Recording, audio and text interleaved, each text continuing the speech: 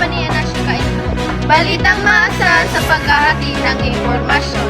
This is PH News. Sa ulo ng nagbabagang balita, doble kayod ang ilang tsuper ng jeep dahil sa tigil pasada sa April 15 at 16.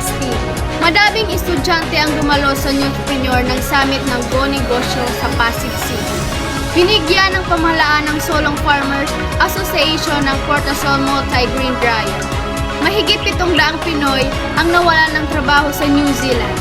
Pagtaas ngayong buwan ng Agosto ng inflation rate dito sa Pinas ng 5.3%.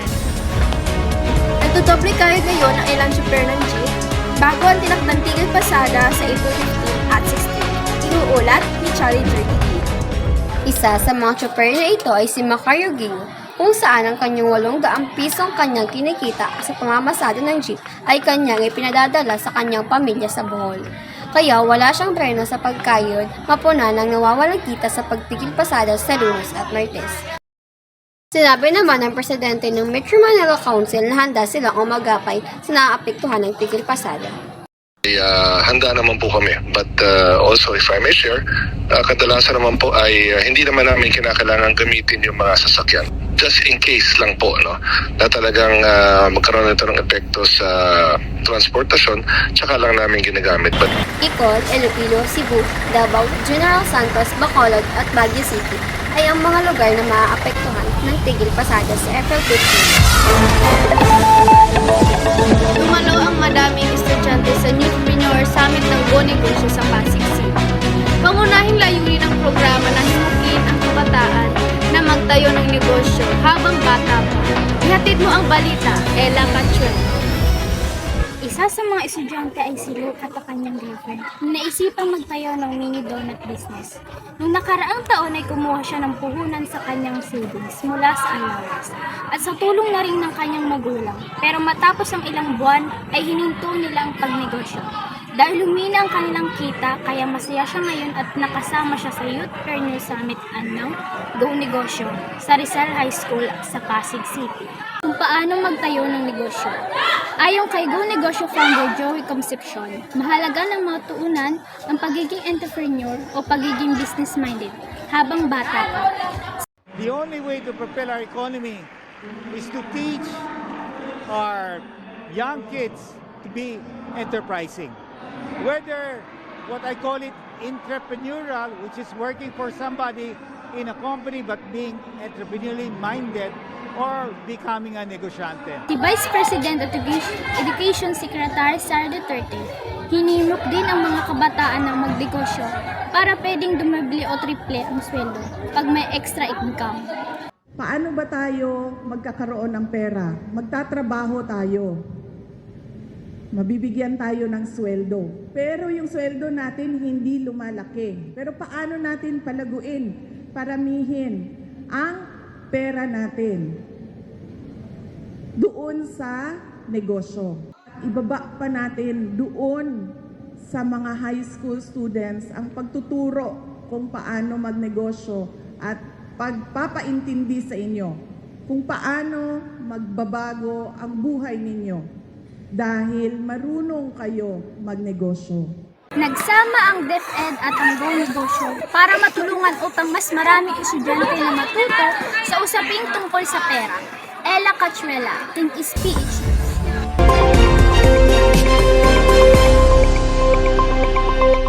Audio Jungle.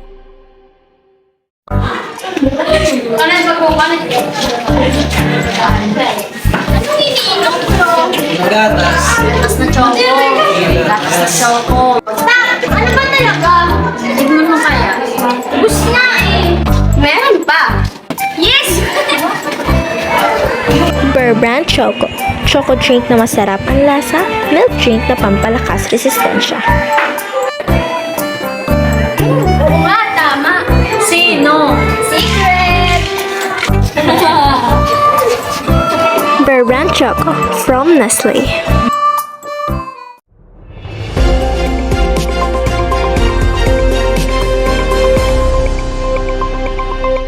Audio Jungle.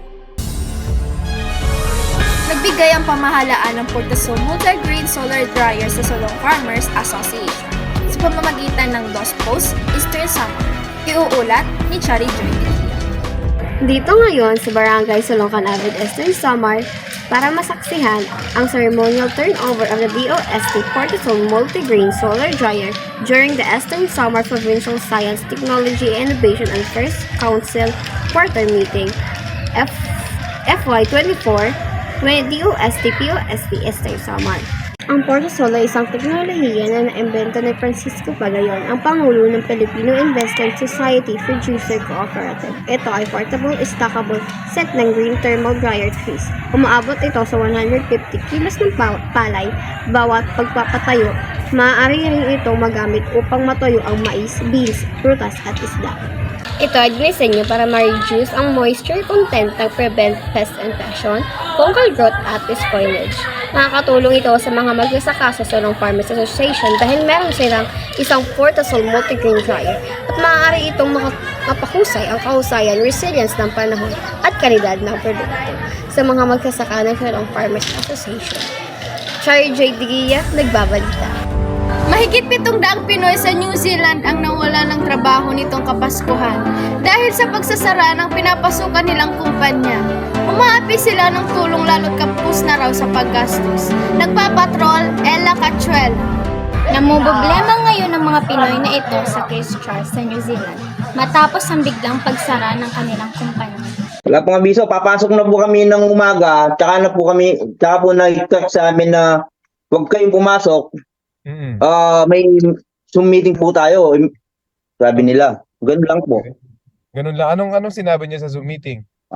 Yun lang po yung sinabi na ngayong araw na to na magsasara na yung ELE. Mahigit 700 Pinoy ang nagtrabaho sa Eli Company. Maraming wala pang isang taon mula ang dumating sa New Zealand. 3 taon daw ang kanilang working visa, pero hindi sila pwedeng lumipat agad ng trabaho. Nagbabalita, Ella Cachuel.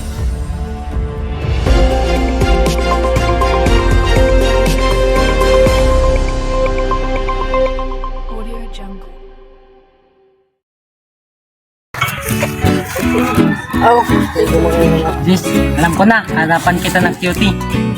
Bahala ka. Ito, sa phone. Pwede. Okay lang. Okay lang. Ito. Sabay. Ayos yun, oh.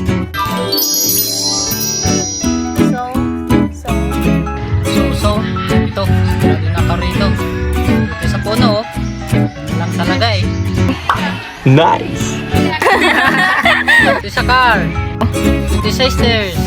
Ito sa team. Alam mo talaga cutie para sa'yo dito? Meron. Saan? Saan? Pwede sa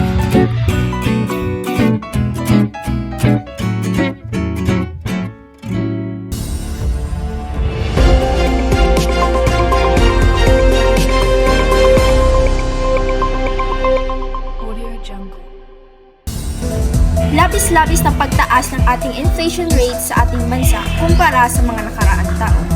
Nagbabalita, Chari Joy. Lalo na nagkataasan ngayon ng mga bilihin. Pati na rin ng mga bayaring tubig, kuryente, kaya naman sa mga manonood natin ngayon, naway maging isa tayo makakatulong sa pag-unlad ng ating bansa bilang isang responsable at may malasakit sa bayan. At dyan nagwawakas ang aming pagbabalita. Ito ang yung tagapaghatid ng balita, Zairmay Balagapo Cañeda. At Stephanie Anasio Cainto. Kami naman ang tagapagbalita ng balita, Ella Lopez Cachuela. At Chari Joy Digia. Balitang tapat, Balitang sapat, lahat ilalantad. sa inyo'y narapat. This is PH News.